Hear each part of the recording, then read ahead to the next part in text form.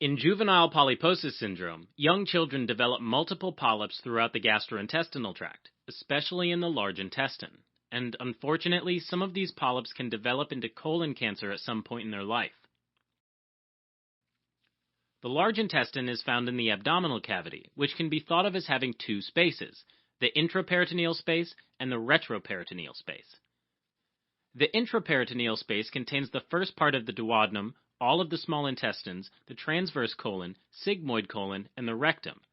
The retroperitoneal space contains the distal duodenum, ascending colon, descending colon, and anal canal. So, the large intestines essentially weave back and forth between the intraperitoneal and retroperitoneal spaces. Now, the walls of the gastrointestinal tract are composed of four layers. The outermost part is the serosa for the intraperitoneal parts and the adventitia for the retroperitoneal parts. Next is the muscular layer, which contracts to move food throughout the bowel.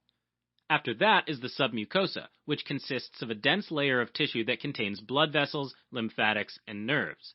And finally, there's the inner lining of the intestine called the mucosa, which surrounds the lumen of the gastrointestinal tract and comes into direct contact with digested food. The mucosa has invaginations called intestinal glands or colonic crypts, and it's lined with large cells that are specialized in absorption. In juvenile polyposis syndrome, there's an autosomal dominant mutation in the SMAD4 gene, which encodes a protein that's part of a pathway that induces apoptosis, or programmed cell death. Blech. Without a functioning SMAD4 gene, the gastrointestinal cells that mutate are more likely to escape having to undergo apoptosis, and instead they simply divide faster than usual, ultimately giving rise to polyps, which are benign outgrowths that arise along the gastrointestinal tract, mostly in the colon. Some polyps then go on to accumulate additional mutations in other tumor suppressor genes, like the p53 gene, and at that point they might evolve into cancer.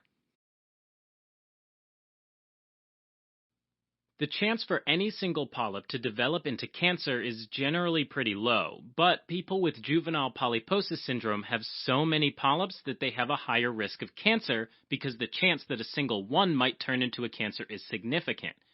In fact, many individuals with juvenile polyposis syndrome develop cancer by age 45.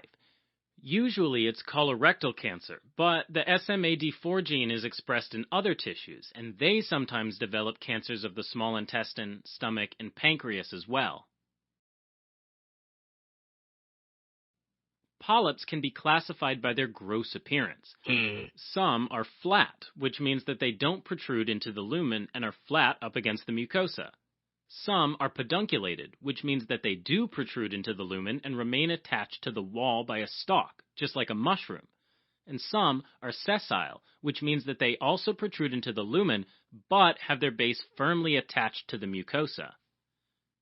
People with juvenile polyposis syndrome develop hamartomatous polyps, sometimes just called hamartomas, and these are either sessile or pedunculated. Some individuals with juvenile polyposis syndrome also have congenital malformations, like macrocephaly, which is an abnormally large head, or hypotonia, which is when there's low muscle tone and strength. Individuals with juvenile polyposis syndrome often don't have any symptoms. However, if a polyp becomes big enough to obstruct the intestine, it can cause abdominal pain and constipation. Some polyps can also ulcerate and cause gastrointestinal bleeding, which can lead to iron deficiency anemia in the long run. Diagnosis of juvenile polyposis syndrome typically requires colonoscopy, which is when a camera is inserted retrograde into the colon and rectum and takes pictures of abnormal-looking polyps, and a biopsy. The presence of hamartomas is key in making the diagnosis. In addition, fecal occult blood testing is often done to look for evidence of gastrointestinal bleeding. Ultimately, genetic testing has to be done to look for a mutation in the SMAD4 gene. It's important for individuals with juvenile polyposis syndrome to have frequent endoscopies to screen for colon cancer. Some individuals also undergo prophylactic surgery, which means removing the part of the intestine that has the hamartomas before they evolve into carcinomas. In addition, These individuals also need to be monitored regularly for signs of cancer in other organs like the small intestines, stomach, and pancreas. Alright, as a quick recap. Juvenile polyposis syndrome is an autosomal dominant condition caused by mutation of the SMAD4 gene.